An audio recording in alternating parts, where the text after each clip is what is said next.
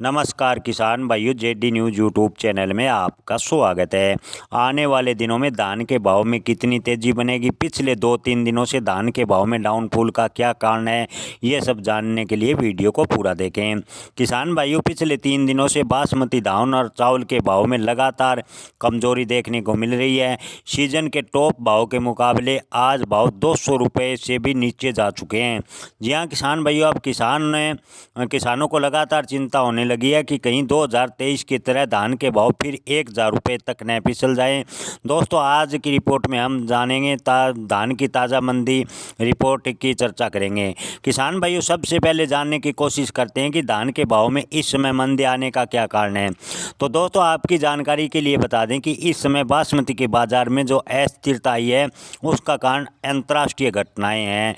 दोस्तों, जब दुनिया के बड़े देश आपस में उलझते हैं तो इसका असर सिर्फ उन सीमाओं तक नहीं रहता बल्कि पूरी दुनिया के व्यापार बाजार पर छा जाता है। हाल ही में ईरान और मिडिल ईस्ट के अन्य देशों को लेकर अमेरिका में जो माहौल बना हुआ है उससे न केवल उन्हीं देशों का व्यापार प्रभावित हो रहा है बल्कि भारत के लिए भी चिंता बढ़ गई है और भारत का धान निर्यात यानी चावल निर्यात काफ़ी प्रभावित हुआ है। अमेरिका में डोनाल्ड ट्रंप के राष्ट्रपति बनने से पहले ही ऐसी खबरें आ रही थी कि आने वाले दिनों में अमेरिका फिलिस्तीन और हमास का साथ देने वाले देशों पर कार्रवाई कर सकता है। दो खबर के अनुसार अमेरिका ने हाल ही में ईरान के तेल को अन्य देशों की सप्लाई करने वाली 35 कंपनियों और जहाज़ों पर प्रतिबंध लगा दिया है। इन कंपनियों में 2 कंपनियां भारत की भी बताई जा रही है। जैसा कि दोस्तों, अमेरिका में ट्रंप के राष्ट्रपति बनने से पहले ही कड़े कदम उठाने शुरू कर दिए थे।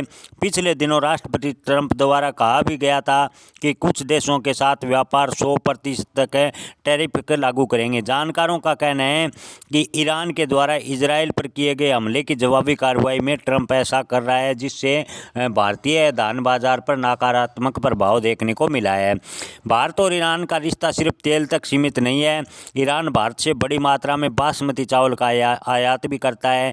यह चावल वहाँ की डिशेज का अहम हिस्सा है, आप लोगों के पसंदीदा है। लेकिन जब अमेरिका में चुनाव के बाद डोनाल्ड ट्रंप राष्ट्रपति का पदभार संभालेंगे तो संभावित प्रतिबंधों की वजह से ईरान के पास विदेशी मुद्रा की कमी हो सकती है और इसका सीधा असर उनके आयात पर पड़ेगा और भारत और ईरान यमन जैसे देश से बड़ी मात्रा में बासमती खरीदते हैं, उनका असर भारतीय बाज़ारों पर नकारात्मक यानी डाउनफॉल की तरफ भी बनता नज़र आ सकता है।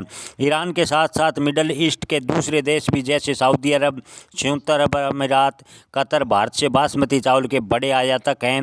इन देशों की अर्थव्यवस्था काफ़ी हद तक तेल के निर्यात पर निर्भर करती है। अगर ट्रंप के राष्ट्रपति बनने से इन देशों के साथ तेल व्यापार प्रभावित हुआ तो बासमती के स्रोतों के भुगतान में परेशानी आ सकती है, अंतर्राष्ट्रीय स्तर पर अस्थिरता बढ़ सकती है। ऐसे में संभव है कि देश में बासमती जैसे अनाज की बजाय अन्य चीज़ों के आयात के लिए खर्चा बढ़ा दें। किसान भाइयों, अब जब ईरान और मिडिल ईस्ट के देशों की आर्थिक स्थिति कमज़ोर हो रही है तो भारत के पास बासमती बाजार में मंदी आना स्वाभाविक है।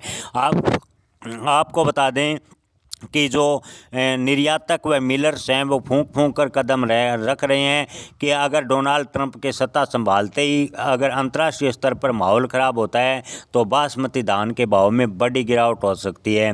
किसान भाइयों, आपको बता दें कि अगर आप बासमती धान के किसान हैं तो बासमती धान के भाव अधिकतम की बात करें तो 4800 रुपये प्रति क्विंटल भी जा सकते हैं।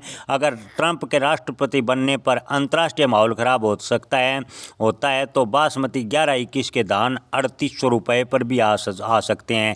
ऐसे में अपना धान स्टोर रखने व बेचने का अंतिम निर्णय अपने विवेक से लें। धन्यवाद।